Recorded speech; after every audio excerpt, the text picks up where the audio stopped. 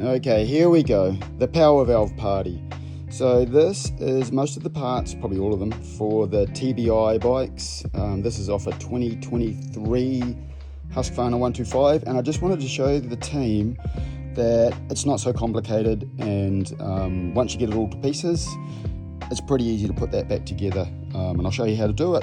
Now, a big part of the power valve issues that seem to happen from time to time on these bikes is, I think, lots of this stuff, it gets gummed up, and if you just clean that out and re-grease it and put it back together when you do your top ends, which should only take you an extra maybe an hour, you won't be one of those guys that's on the side of the track pushing your bike going, what the hell's going wrong and how come I need to replace my power valve actuator again. So I'll show you how this goes back together.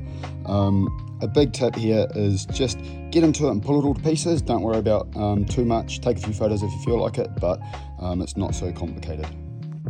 First thing I'm going to do is I've got a bit of grease on here. I'm going to put these collars on, and then we're going to fit up these levers. There's two here, not so difficult. I'll show you that, and then we're going to fit that into the cradle there.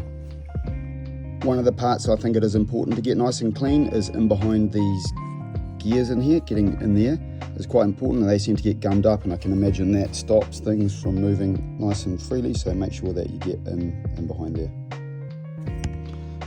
Now I've just fitted the power valve flap there. Just put that back in there like that, and fit that there. And now we're going to fit up this one here, and it has a little stopper just there, but that just fits. You get that on there. I like to put a little bit of Loctite on this. I'm not sure if the spec says it, but I haven't had any problems just putting a little bit on there. So I'll get that one on there, and then we will get this one, and this is actually the driver. It's sort of driven from this side. It's a lever that fits in. I'll show you where that goes. Next thing I'm going to do is pop in the auxiliary power valve for the left hand side. It's just going to fit in there, bit of grease on there and pop them in. There's another one to do on the right hand side.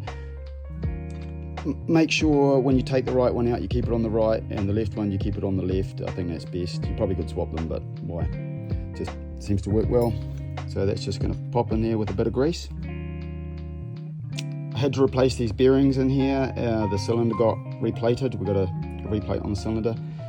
Easy enough to put those in. They just went straight in. Heat this up with a hot air gun. They'll pull straight in. I've just screwed this part on. A little bit of Loctite on here. Can't really get that too wrong. It just goes on. There's really only one way. The other way would be down here. That's no good. You want to have it up here. And the same with this part. This next part here on the other side. It just got to fit on, so it's going up like that. So I'll screw that on now. Just goes in there, and there's a little retainer to hold it in.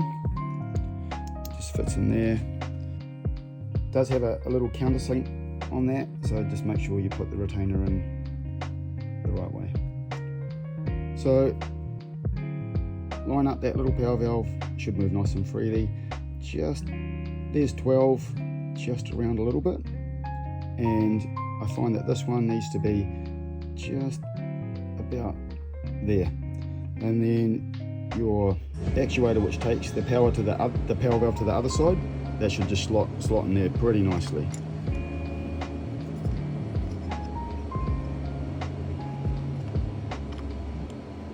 There you go.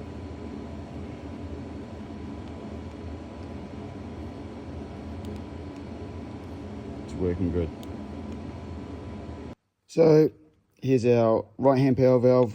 Put that in once again, about 12 o'clock position there. We've still got this side. This side's at about the 12 o'clock position there. Something pretty close to that I find is easy, just like that. Hold those, turn that around while we hold it in, and we're going to fit this part on. Now what we're looking for is that little bit there sort of slotting like in that groove there where my thumb is, and if you just get that kind of lined up there, down on there, we're good. And that's where those gears it's on the gear is engaging at the moment, and as it comes down, the gear disengages, and that little finger goes to where it's captive. So that's how you line those ones up. Put your retainer in. I've got my retainer in there, the power valve retainer, and then obviously the screw up here. So for the final part, you just put that cap that holds the power valve all in there with some Honda Bond, Yamaha Bond, a little bit of that sort of stuff, and you'll be all good. If you've got your TSP ERM, you can connect that up and set your upper and lower limits. It'll do it all automatically for you, and you're laughing. Well done.